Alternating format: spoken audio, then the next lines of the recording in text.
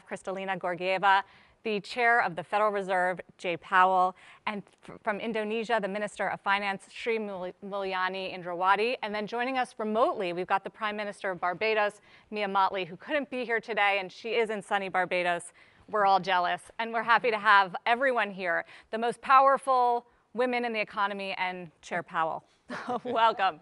So we came here today, and we thought we were going to be discussing this year the recovery from a brutal 2 years of COVID. And instead, we've got the Russian invasion in Ukraine. We have that influencing prices and inflation. We have a dramatic shift in policy, and we have some aggressive lockdowns in China. And all of that is distorting and depressing the global economic outlook. So maybe, Madam MD, if you could just kick it off and set the stage for us, because you did cut your outlook for the global economy this year, and it sounds like you're going to be cutting it more. So how much of a slowdown are we facing? It is quite significant. Last year, we were doing quite well, 6.1% growth. We were projecting slightly less, but still high for this year, nearly 5%. And then we got Omicron, first revision downwards, and the war in Ukraine, second, more significant revision downwards. Would there be more?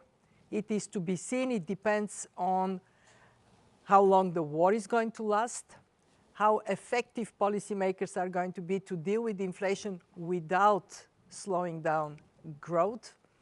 And is there something else to hit us? We do live in a more shock-prone world. If anything we learned in these 2 years is that we have to be more agile, to build more resilience to these shocks.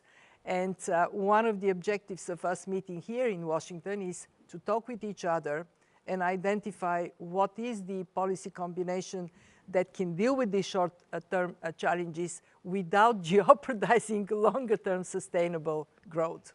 Well, we do have a good mix of fiscal and monetary leaders here on the panel. So just to follow up quickly, Madam MD, as far as the outlook and the deterioration, how close are we to something like a global recession? Well, we are still very much in positive territory. Growth projection for this year, as you said, 3.6%. Let's remember that was the average growth rate between 2011 and 2019. We have only small handful of countries that are in negative territory. Among them, Ukraine, devastated, shrinking by 40%. Russia, very significantly, in fact, impacted, 11% below what we projected in October. But most of the countries are growing, although slowly. What is the big problem, Sarah? The big problem is that the exit from the pandemic-induced crisis is now slowing down for the future. Just one number. Emerging markets and developing economies will be still 6% below their pre-pandemic trend in 2026. This is 2 years or more delay in their recovery. What is my biggest worry? With food prices, energy prices up, with prospects for recovery much worse, are we going to see the phenomenon from 2019, people on the street, unrest, creating more difficult environment for policymakers to do the right thing? Yeah, we're going to get into some of those risks, but I do want to hear the individual outlooks, especially from Europe, President Lagarde, because of its proximity to Russia and Ukraine, the spillover effects that you're seeing, and now there are concerns about stagflation there and the effects where it depresses economic growth and drives up prices. So how much has the outlook for Europe changed?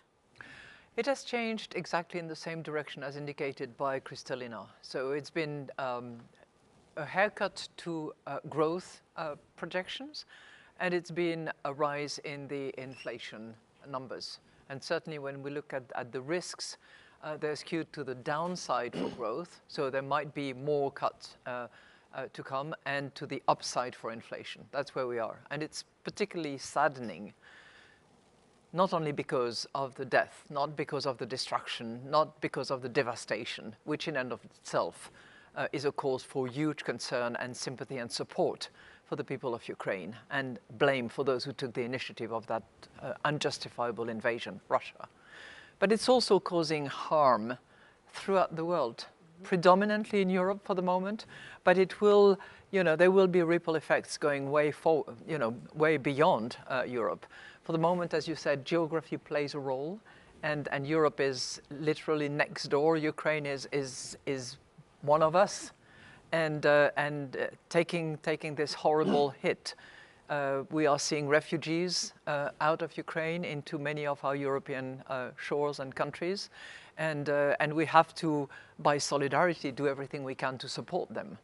That's the situation that we have at the moment in Europe. It is particularly saddening as well to see that the recovery that we were embarking on is being stalled to a certain degree by what is happening out there.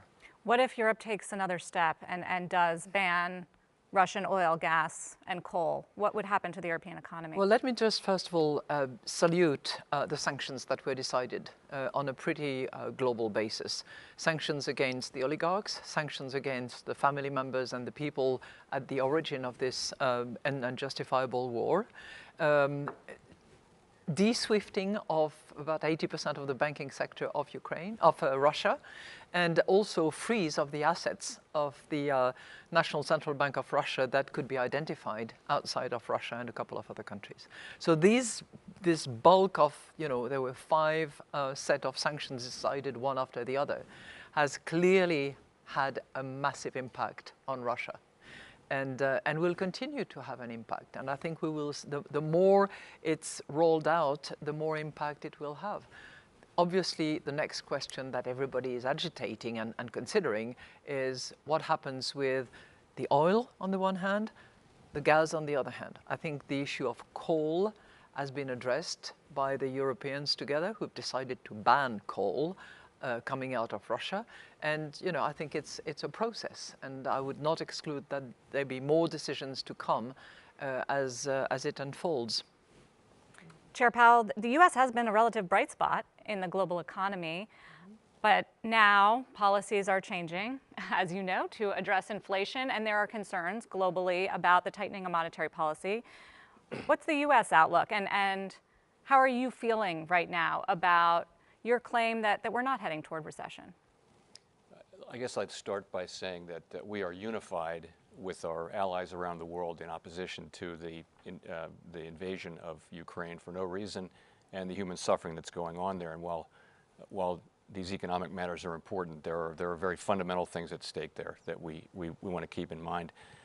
So in terms of the U.S. economy, we are a bit more remote from the immediate effects of the war compared to Europe, for example. But we will be feeling them over time, and they will come in the form of upward pressure on inflation, further upward pressure, and a bit of downward pressure on output. But the U.S. economy is very strong, performing very well.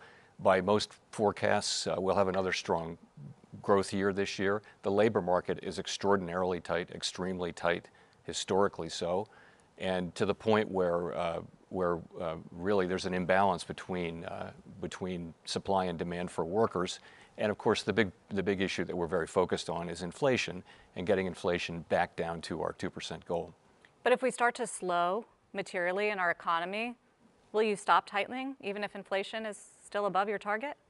Well, so first of all, you asked about a soft landing. Basically that's our goal. Our goal is to get demand, use our tools to get demand and supply back in sync, so that inflation moves down, and do so without a slowdown that amounts to a recession. That's our goal. And I don't think you'll hear anyone at the Fed say that that's going to be straightforward or easy. It's going to be very challenging. We're going to do our very best to accomplish that. And it's absolutely essential to restore price stability. Without price stability, really the economies don't work without price stability. We need that to have a strong labor market for an extended period of time. We need it for financial stability, so we must do that. The market has 3 50 basis point hikes coming at the next 3 meetings as of this morning. Is that reasonable? So I try not to comment on specific market pricing for things, but I will just say this. At our last meeting, and this was in the minutes from the meeting, many on the committee thought it would be appropriate for there to be one or more 50 basis point hikes. Are you one of those people? I don't disclose my own path. I try to lead the committee, but so I think markets are processing what we're saying. They're reacting appropriately generally, but I wouldn't want to bless any particular market pricing. The thing I want to say though is we really are committed to using our tools to get 2% inflation back. And I think if you look at, for example, if you look at the last tightening cycle, which was a 2-year string of 25 basis point hikes from 2004 to 2006, inflation was a little over 3%. So inflation is much higher now, and our policy rate is still more accommodative than it was then. So it is appropriate, in my view, to be moving a little more quickly. And I also think there's something in the idea of front-end loading whatever accommodation one thinks is appropriate. So that does point, that points in the direction of 50 basis points being on the table. Certainly, we make these decisions at the meeting, and we'll make them meeting by meeting, but I would say that 50 basis points will be on the table for the May meeting. Minister Miliani, are you more worried about what Fed Chair Powell is doing or about what we're seeing in China right now with these aggressive lockdowns because of COVID as it relates to your economy and the region and emerging markets?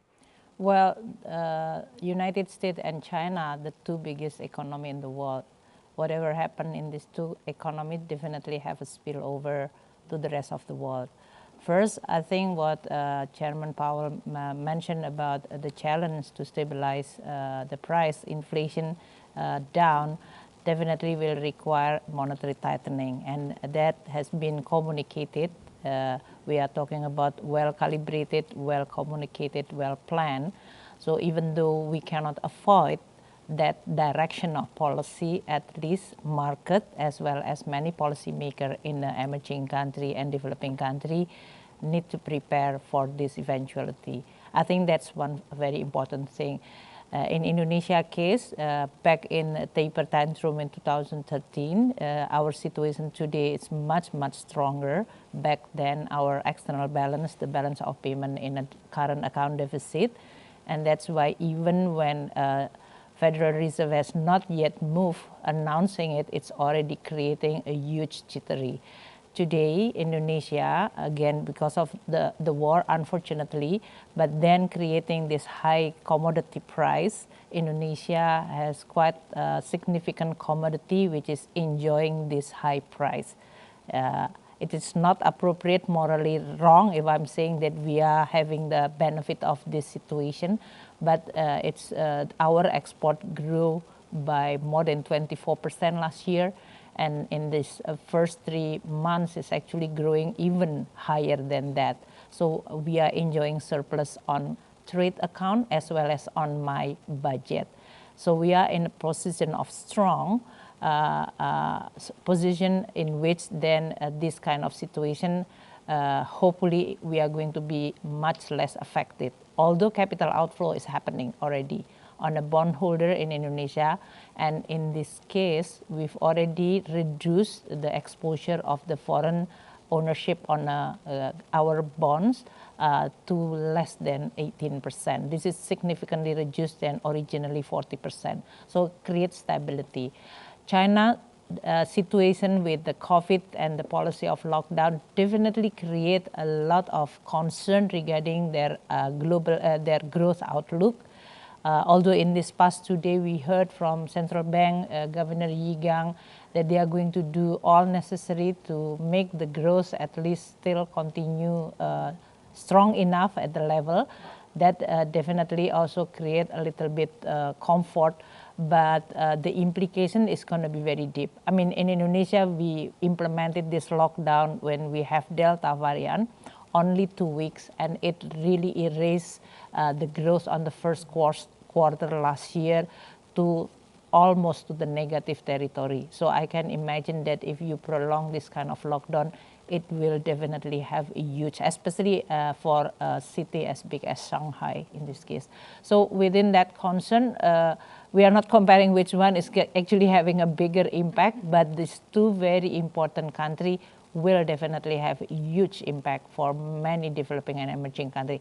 And this is on top of still very difficult recovery for many countries in the world from this pandemic. Although Indonesia output is already surpassing the pre-pandemic level, so we've already 106% above the pre-COVID level.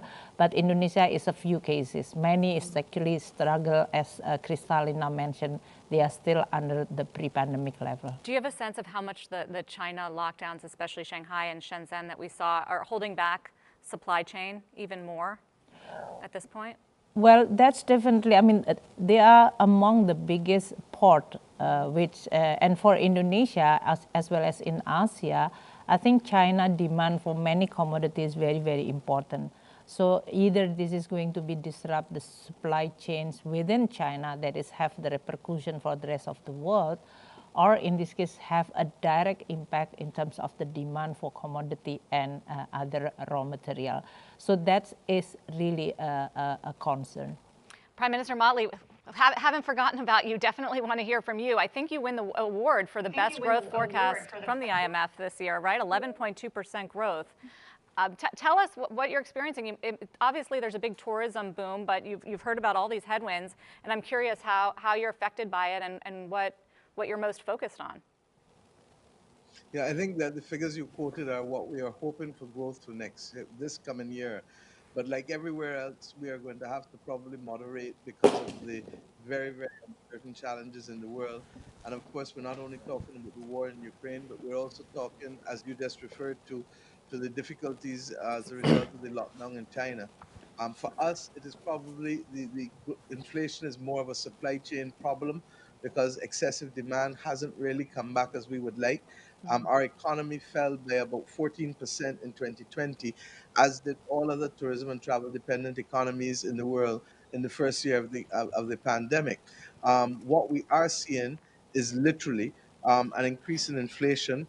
By the end of last year, inflation was regrettably up to almost 6% from just over 2-3% before. So when that is now compounded by the war in Ukraine and the supply chain problems, again with the lockdown in China, we expect to see continued inflationary pressures. And then when you add to that the tightening of monetary policy, that's going to be worse for us because you have to recall that unlike other countries, the only thing we could really do was literally to increase debt. We don't have the benefit of the fiscal and monetary relaxation that Europe and the UK and the US were able to do so successfully in the middle of the pandemic. We don't have those options.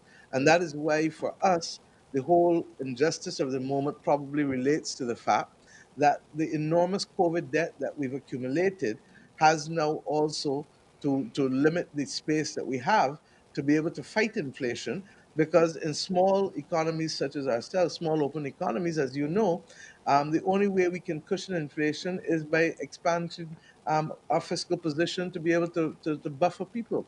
So these things are truly concerning to us. The issue of the debt is even more so. And let us compare, as I have done for the last 2 years, the GSSI and the Common Debt Framework as against what had been done by the G7 countries. And let us also reflect on the fact that we're not going to be serious unless we bring the non-Paris Club actors to the table. The private sector has to come. And we're not going to be serious until we address the issue of the climate crisis and the funding that's necessary, because at the same time that we're facing all of this, we have less than 12 years to adapt to a very, very light probability of a 1.5-degree world. But even if it doesn't get there at 1.2, as you all know, we're already seeing the devastating impacts of the storms and the hurricanes. But what most people don't know about are the droughts and the sargassum seaweed and the destruction of the coral reefs that lead to coastal erosion. So at a time when we need to have expenditure more than ever, there is little concessionary funding available, there's little fiscal space available, and there's an urgent need for us to seriously reform the international financial institutions if we are to be equal to the majority of poor people who don't live, by the way, in poor countries. 75% of the poor people of the world live in middle-income countries that are denied access to concessionary funding and that do not have the fiscal space even when they get funded, and that have been compounded by events outside of control in the pandemic and indeed, of course, with the climate crisis. That sounds like a to-do list for the IMF. So much so. Mia, I have a piece of really good news for you. You have been championing the allocation of concessional finance not only on income per capita, but also on vulnerability to climate shocks. And today at the discussions we had, the Resilience and Sustainability Trust, which will provide long-term maturity, finally financing to vulnerable middle countries, got a big boost. We signed up already $40 billion for it. So one instrument that you should take pride of. When Christine was the managing director of the IMF, I remember you saying to us, there has to be allocation of concessional finance linked to vulnerability. It has happened. But let me take two more points of Mia's list, if I may. The first one is the issue of debt. In 2020, debt levels have jumped for an understandable reason, to put a floor under the economy. Largest increase since the Second World War in 1 year.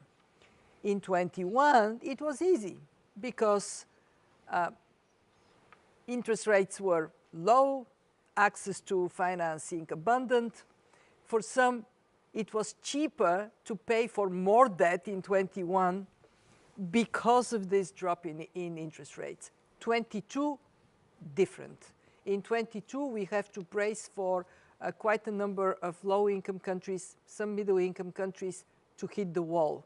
And we have to be honest, that requires upfront action by the countries themselves. Do all you can, extend maturities. If you have currency mismatches, fix it, but also for us, and the IMF has its own responsibility. We have to help countries restructure that early. And if we don't, down the road this year, we may be in a very difficult place. You talked about the 50 basic points. Just imagine what it means for emerging economies if, on top of it, their currency depreciates, which is also possible, and capital starts seeking the comfort of coming here to the United States. Very important problem. And the other one I want to touch very briefly on is climate change. It is not going away. On the contrary, it is getting worse. For shock-prone countries, this requires for them to take measures to make their economies less vulnerable to these shocks, for the rest of the world to provide them with the support that is necessary. Sri Mulyani co-chairs the group of finance ministers that are wrestling with this issue. We have to come up with practical, very effective schemes, because if we don't, it would be, for these countries, for these vulnerable countries, it would be a shock they cannot anymore sustain on their own. Since we're on the policy discussion, I do want to dive a little bit into monetary policy, since we have the world's two leading central bankers at this table. And maybe I'll ask you, MD, who has a tougher job right now, this guy or President Lagarde? Whoa. Well, they both are fully equipped to do their jobs, and as a result, it is easy for both of them. Yeah, I think we can agree with that. Yeah. But President Lagarde, so clear, Europe is dealing with sky-high inflation rates as well, highest we've seen in the Eurozone. Why are you not sounding as hawkish as Chair Powell when it comes to raising interest rates and tackling inflation? Well, first of all, I'm not a hawk, I'm not a dove, and I'm carrying this little owl with me all the time to remind myself that everything that we eventually decide has to be a concerted, coordinated, collective decision. But I think you ask a really important question, and I thank you for that, because it's often the case that commentators, analysts will just put the two of us in the same bag, and I'm very proud to be associated with Jay Powell because I respect him greatly. But our economies are moving at a different pace. Our inflation are fed by different components. And as a result of that, our analysis of the roots and the consequences of inflation have to be different. Let me just give you an example, and I'll just speak for Europe, and then I'll let my colleague, Mr. Powell, speak for his economy. Given that we have both the objective of price stability, which is the driving compass for us. Our inflation numbers are very high. You're right. 7.4% in March, and we will be, more than double above the target at the end of the year. But when you try to understand what comprises that very high number, you see that almost 50% of it is energy prices. So that's a supply shock that we are taking. If I look at my core inflation, so if you take out food, you take out energy, I'm down to 3%. It is north of my target, which is 2%, but it is more manageable, if I may. It's actually 2.9% because it's just been revised this morning. So our inflation is fueled by a supply shock, which calls for a particular type of response, which brings together fiscal policies and monetary policy. And obviously, we cannot operate at the same pace, with the same sequence, using the same instrument necessarily when it's that kind of inflation that we are dealing with. So it is much broader based than it was. It is much higher than our target, but it is supply driven, number one, and it needs to be addressed in a sequential, flexible, gradual way, which is what we have begun doing. We have started the journey back in December. We have reinforced that position in March, and we will have a new set of fresh data in June, which is when we have our next Monetary Policy Governing Council, at which point we will have to determine when we stop net asset purchases in the course of the third quarter, of course, but when in the third quarter? Is it going to be early? Is it going to be later? To be determined by the data that we receive.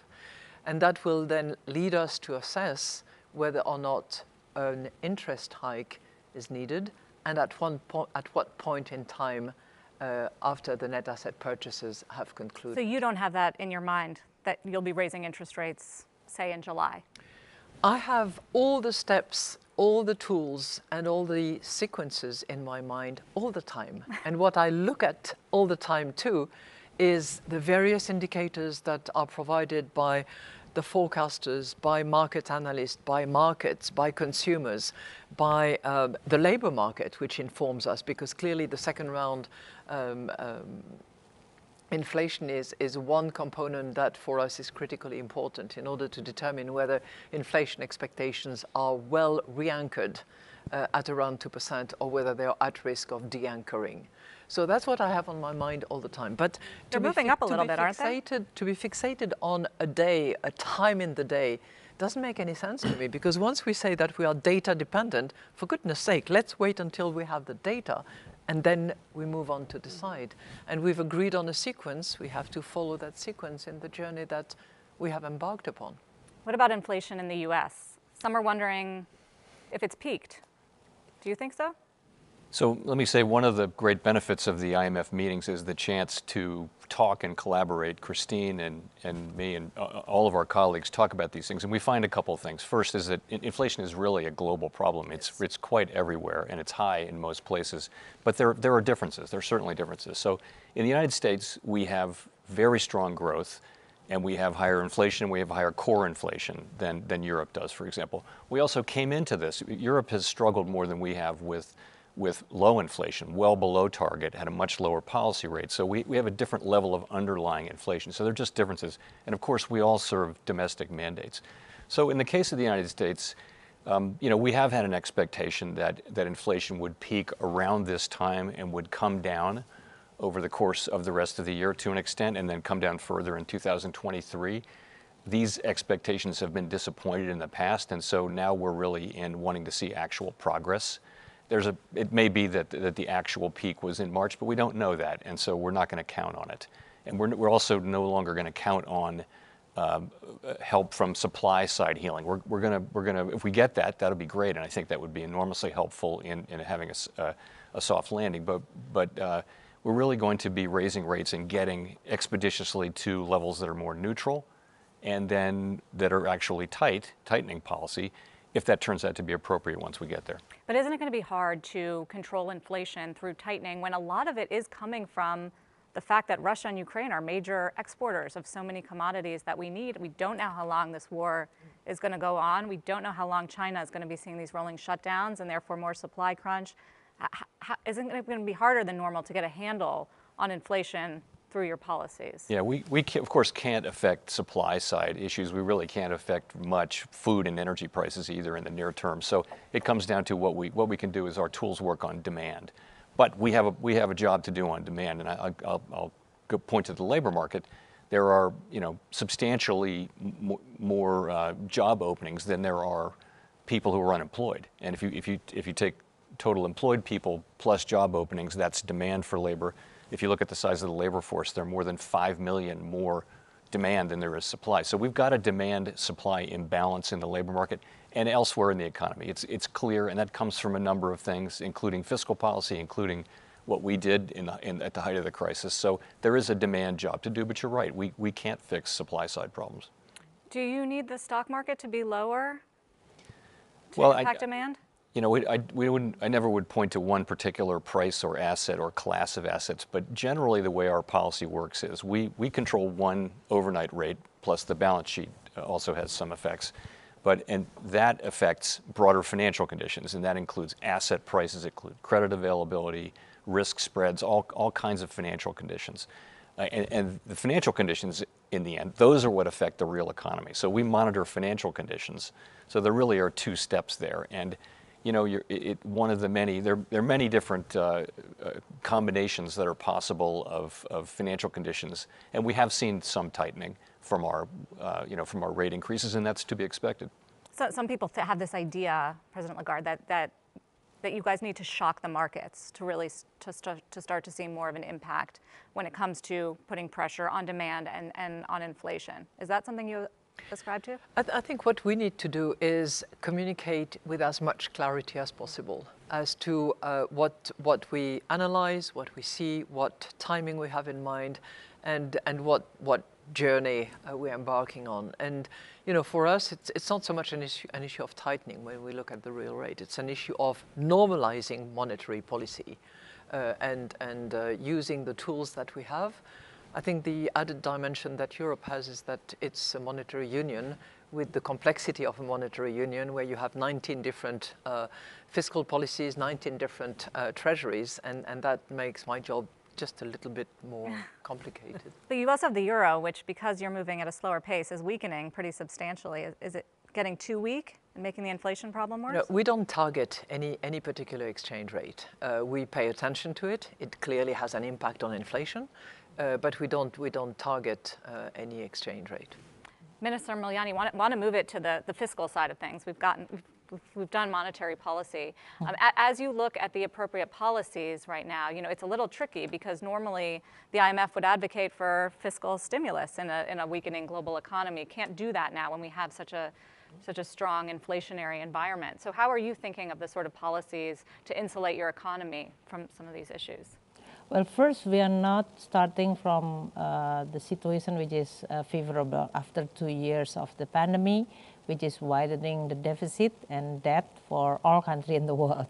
That's one thing. Second, with the interest rate inflation and the interest rate response, the cost of borrowing definitely is going to be high. So if you are going to continue boosting, this is the supply-demand side in this case.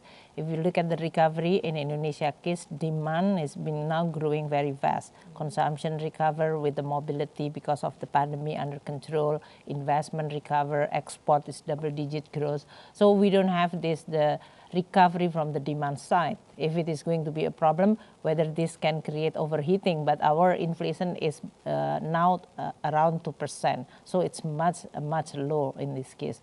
The problem on the supply side is much more complicated, as Chairman Powell mentioned. If it is related to the energy and food, it politically, socially very sensitive. You cannot delay on that side.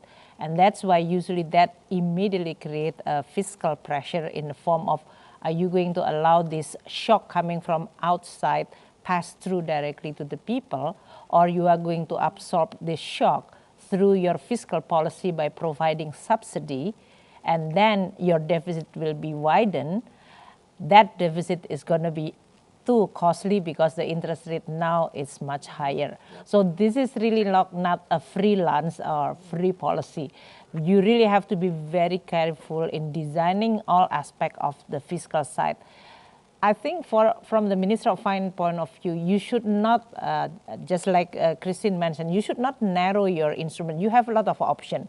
In the fiscal side, you have on revenue side, so on tax, non-tax revenue, excise, you really have to look at the composition of your revenue, which one is actually strong enough to then you can collect more. And that's why in Indonesia, even during pandemic, we reformed the taxation. We passed two legislation, we harmonizing the whole legislation related to the tax, including anticipating to this global taxation agreement, in which we are going to have at least a better arrangement on the taxation across country.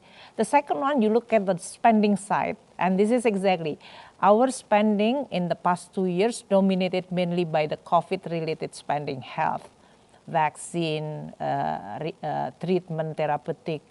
So now when the declining rate of the COVID, meaning that you have a fiscal space, you don't want to squeeze so that the economy is going to weak again.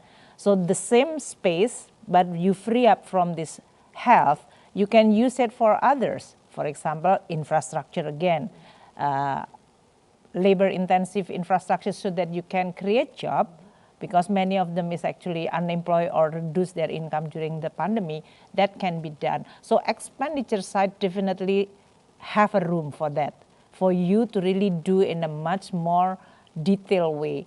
What that can create job better, what that can shield this shock, for example, like food security, energy security, infrastructure that can improve your productivity. So that is very important. Then you are dealing with the financing strategy.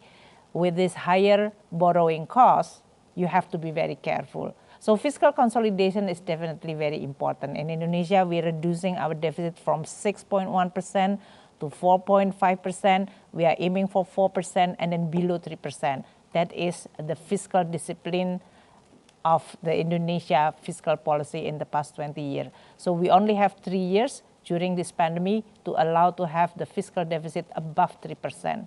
That's signaling to the market that we are on our track, credible enough, so that the market is going to price our bond correctly in this case. So they are not creating excessive punishment only because Chairman Powell said that I'm going to do the 50 basis point how many times. That is going to be something that... What did he say on that? No. Prime Minister, because you're asking the question. Yeah, no, basically said it. Prime Minister Motley, you brought up food insecurity, and you're very powerful. I went back last night and watched it again. Inspiring speech at the UN last fall, I believe. That was before any of this got so extreme because of the war in Russia. So I'm curious how you're thinking about it now, and what sort of solutions we can look at. Well, the truth is that all of us have had to go into a situation where we've put measures in place to boost food security, food and nutritional security. In the Caribbean community, we've set a target, which was there before all of this, of reducing imports by 25% by 2025. And we have an agricultural investment conference coming up in Guyana, which is the lead country on food security for us in the Caribbean community. But I make the point because I heard my colleague Minister just now referring to what has to be done in order to protect our people against these pressures. The reality is that with a high debt framework, as most of our developing countries have, as small island developing states, not because of profligacy, not because of corruption, but largely because of having to take on our balance sheets the consequences of the actions of others. We feel that the time has now come for us to make some decisions to change it.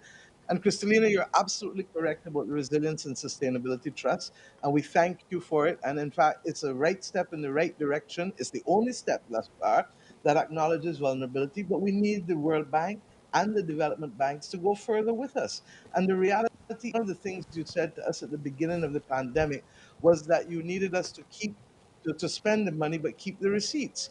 And we did, in fact, keep the receipts. So it should be easy to identify COVID specific debt. It should even be easy to identify climate related debt. But what we need to do, because of our highly indebted situation already, is to put this on another international balance sheet. You can perhaps have a pandemic trust and you can have a climate adaptation trust.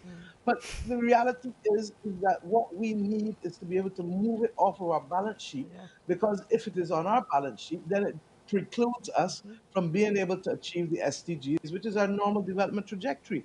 And we really want you to perhaps treat it like the British war debt, if it has to come on our balance sheet. Because if it's coming on our balance sheet, how do you have a situation where the British understood after World War One, they issued bonds in 1914 and 1917 as 30-year debt at 5%, consolidated them in 1932 to 3.5% with no maturity, and it became perpetual debt that they paid off 100 years after the 1914 debt. Now we have to think outside of the box, because it's becoming increasingly difficult even for us to shield our populations with the limited fiscal space that we have against the fact that the cost of debt is likely to increase because of the monetary conditions tightening, and because of the fact that we just simply are not seeing the rate of economic recovery as quickly as we need to. Now, we're confident that tourism recovery usually can come back and bounce back quicker than most, but what is happening with the increased fuel costs will affect the cost of flights, will affect also how people view where they want to go. And you have to ask yourself, and Christine, you're perhaps better in a position to say this, is there still a strong appetite for travel in Europe, given what is happening with the war in Ukraine? And I just hope that we can take the bold and brave decisions necessary, because too many people's lives are at stake. And quite frankly, it cannot be a unidimensional conversation either about what is happening in Ukraine alone. We are totally sympathetic.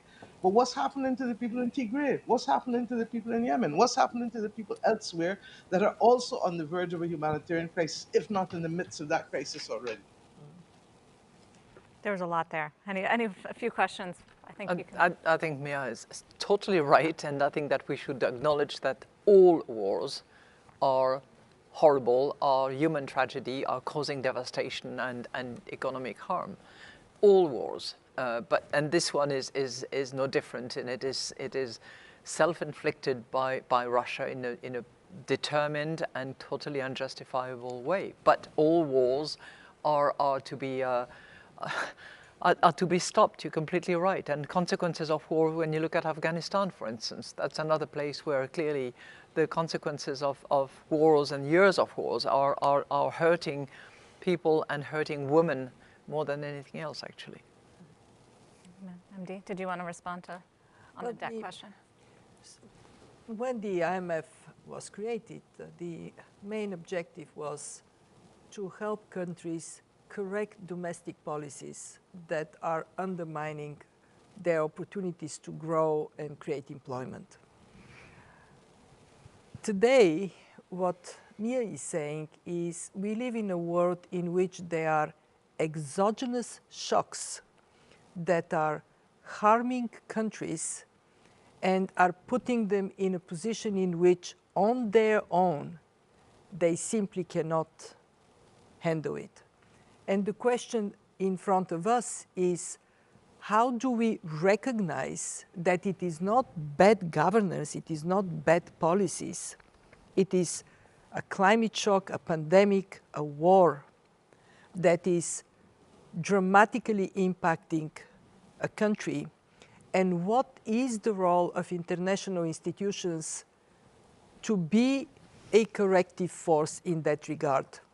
during our meetings this time, this issue of what is the role of the IMF in a world of multiple shocks, some of which are because of the evil of man, some of which are because of Mother Nature, but they are devastating countries to a point in which they simply cannot pull themselves out. This is one issue, and Mia is right, we have to work on identifying instruments. We are looking into are debt for climate swaps a possibility? We haven't advanced it enough. It is still in the universe of retail. In other words, I would do it for you, for your project. We want to move it to performance indicators and the world of wholesale. In other words, we do programs with a country like Barbados. The second issue, though, is that not all problems are exogenous. We still have plenty of problems that come because of poor judgment, bad governance, corruption. When Christine was the managing director here in 2018, early 2019, in these good days that we almost forgot existed, she would say, when the sun is shining, fix the roof. Mm-hmm. What we are now discovering is that many countries did not fix the roof when the sun is shining. Now it is pouring. Well, maybe now we get to fixing the roof. I would strongly argue that there are many countries where structural reforms, reforms related to transparency, improvements in governance, can significantly improve image, attractiveness for private investments and performance.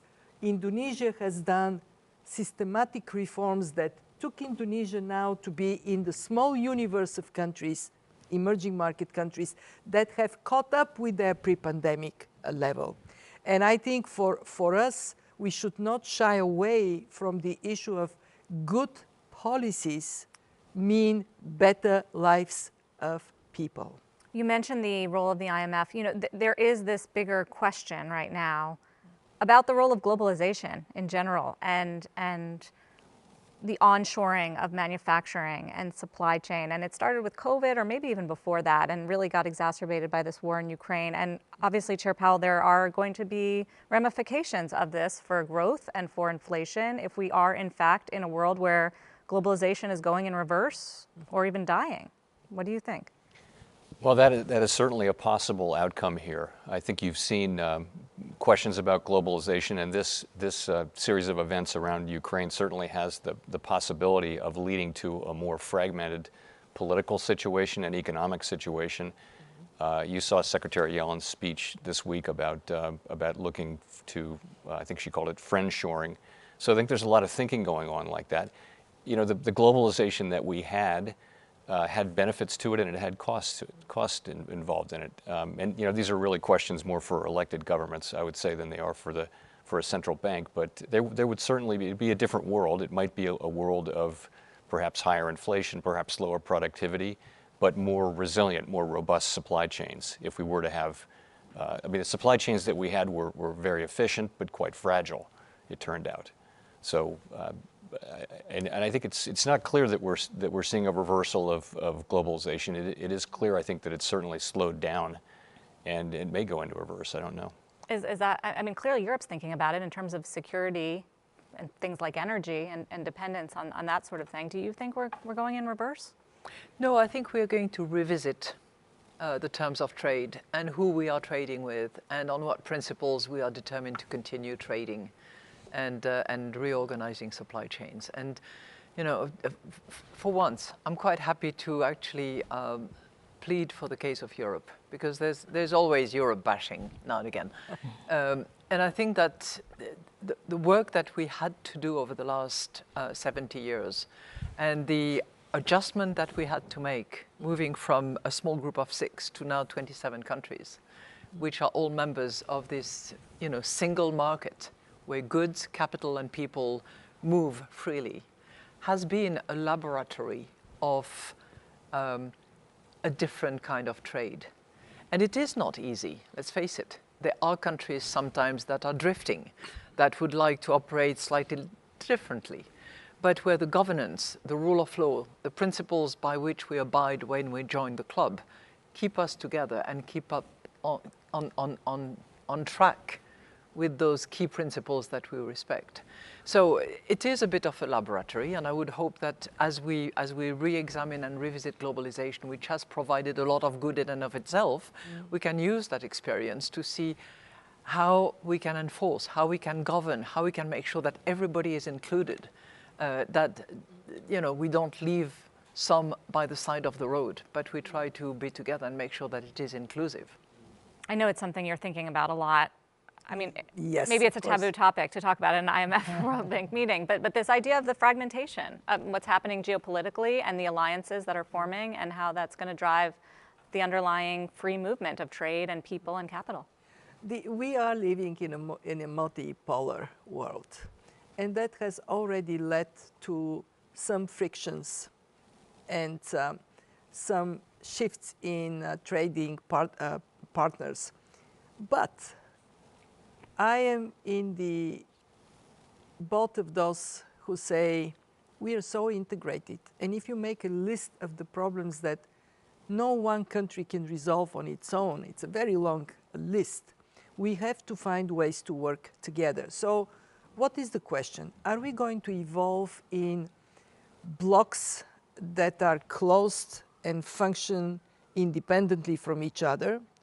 Or we would have some preferences, preferred trading partners, but we will have highways and bridges that allow us to still solve big problems, come on the same page. What was so interesting today in our discussions was how strong the voice of we have to work together was in the room. And it was especially emerging markets and developing economies that said, hey, we have achieved so much because of this integrated global economy. It is irresponsible to make the world poorer. And actually, Sri Mulyani spoke so well that it is the quality of our world, not just the quality of our economies, that is at stake. But it is more difficult, and it makes my job even more important in finding place for all of us to agree. You probably have heard the story of communiques not materializing. Didn't materialize for us at the IMFC, but if everybody agreed on the substance of the policy conclusions and recommendations, everybody. And then we had one member that said, well, but you're saying something else there that I don't agree with. It is very, very early, in my view, to go and buy a coffin for globalization. Not that yet. That's quite a statement. Minister Mulyani, curious about your take and whether you find yourself in sort of an awkward position because of the close trade ties with China and proximity there, and then obviously the relationship with the US, and also as the chair of G20 in the developing nations there, how you sort of weave all of this together. Well, all emerging country, developing country, or from developing country to become emerging country, they usually can achieve those level of progress because they were open. They are also integrated with the global economy. Yeah. So when Christine was in the IMF, I think telling about the globalization has reduced a lot of poverty, and that's why what we are aiming, or the focus for many countries, is how you are going to prepare the foundation of your economy, whether this is on a policy level, institutional level, as well as the practice of the business that need to be competitive, so that you are going to be able to have this efficiency, productivity, and then improvement on the livelihood of the people. Now it's changed. The language is no longer about efficiency, but all on security, talking about reliability. So even I think we just heard from Chairman Powell that if that is at the cost of efficiency, be it maybe. Now, that's really maybe creating a huge impact for many developing country, emerging country, who they, in this case, enjoying this improvement as well as the progress in their economy and prosperity through globalization, through trade and investment. And this is no longer become the instrument. Now for Indonesia, because we are big enough country, the biggest in the ASEAN economy, and of course in terms of the trade partner, investment partner, United States, European, Japan, and China, they are all the biggest partner for Indonesia, of course. Within the ASEAN, we have, for example, with Singapore. So the choices is there. And we enjoy this because we know that the world following and implementing the global rule, even though it's not perfect. If you talk about WTO, there is here and there, but we know that there is a rule as a baseline in which we will play based on that. And that's exactly what holding all of us, the world together. Yeah. Now, if a country can violating international rule, or in this case that we no longer trust this rule can secure or providing safety and security and certainty, then the world is actually resetting. It's totally different. And this is historical in a way, because the world enjoying huge progress in terms of prosperity. If you look at declining of the poverty rate, improvement in the human capital index, infrastructure development, they are all because we rely on this goodwill, trust, and building this rule for all countries in which then we can rely. I'm not saying it was proper. It is not. No, it is not. There is Yes. always like, Yep. but it served well, or at least it served all the member country in this world to actually rely on those kind of mechanism. Now, I think it's shaky. And that is exactly maybe what is the highest risk for any country to design their own policy. What does it mean for Indonesia? Should we like self-sufficient in this case? For Indonesia, it could be, because we are big, we have a lot of land, we have fertile land. So we do have like the food security, energy security, we have coal, we have oil, we have gas. But not all countries have this kind of luxury like us. And so should we not care about others? That is not really, I think, the right, morally not right, as well as from the interests of the global economy, it is not also right. We're tight on time. We have 1 minute left, but I do want to hear really quickly from everyone, including you, Prime Minister Motley. I sometimes get the best answers as a journalist when I ask people what we're not paying attention to, what the media or the world is not focused on. So I'll ask you just very quickly, either an upside risk or a downside risk as it relates to the global economy, what we're not paying close enough attention to, and what you would flag. And Prime Minister Motley, put you on the spot and go to you first.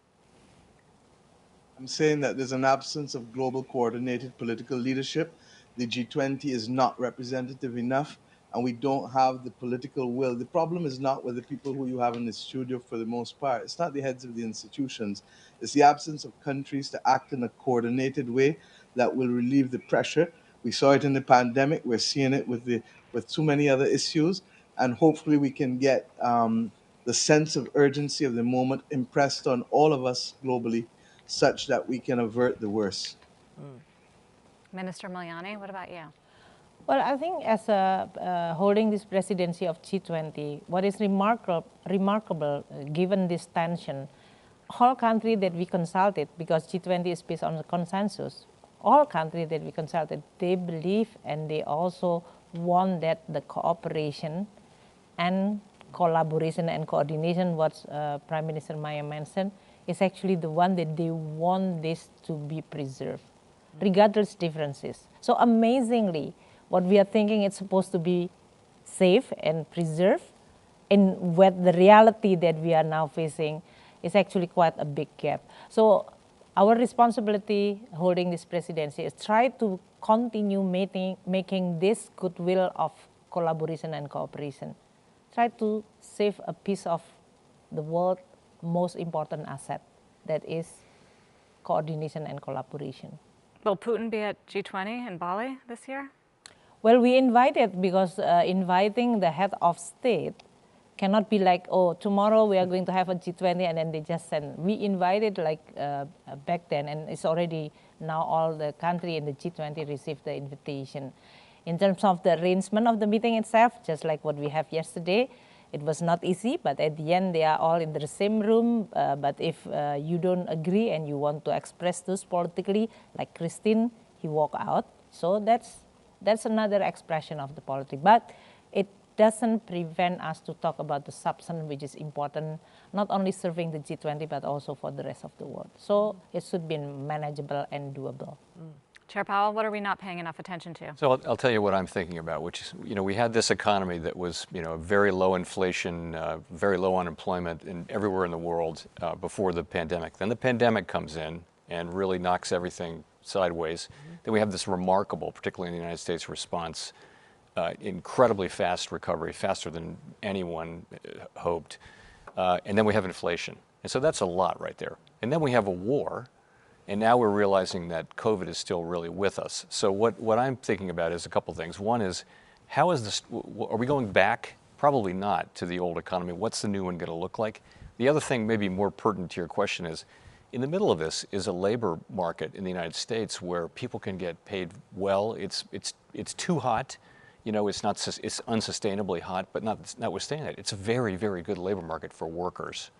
And it's our job to get it into a better place where supply and demand are closer together. But I'd say that's how I'd respond. In the upside category, risk, you're saying wages are good, people can get jobs. I think there's a lot to like about the U.S. labor market, but I'd be the first to say, though, that it's not sustainably hot. But I do think with our tools, we can get supply and demand better aligned.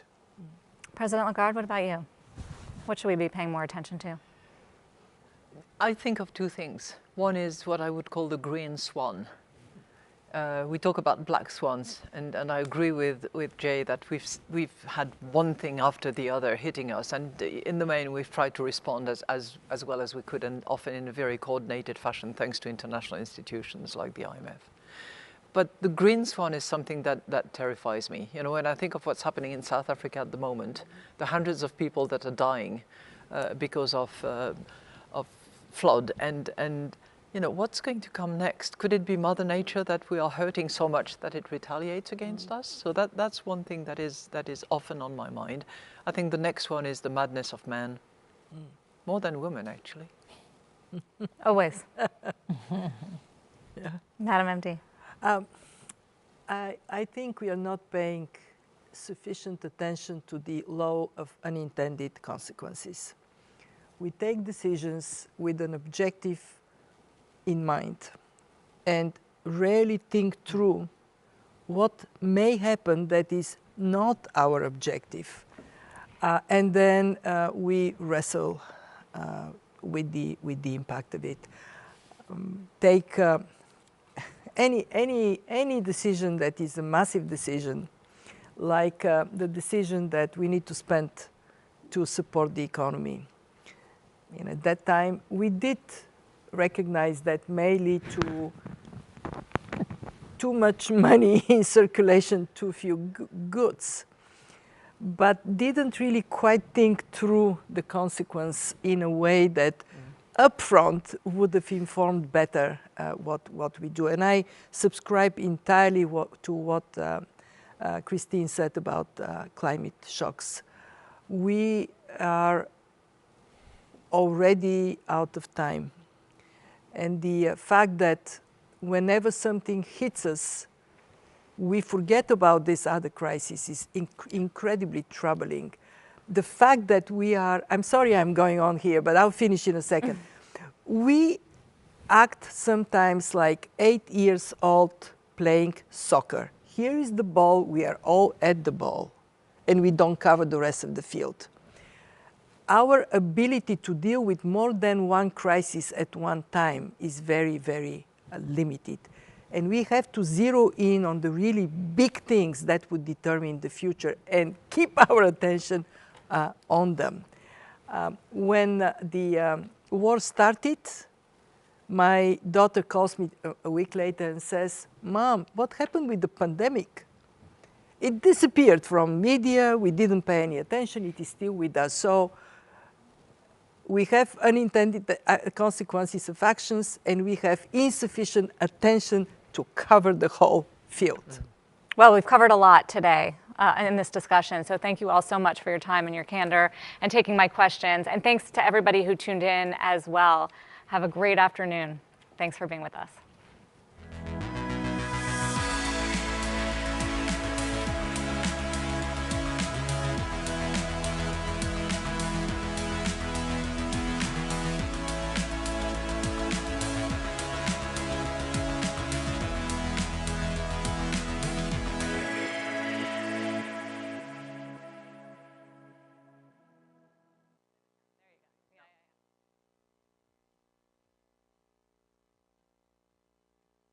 Let me thank you. Thank you very much.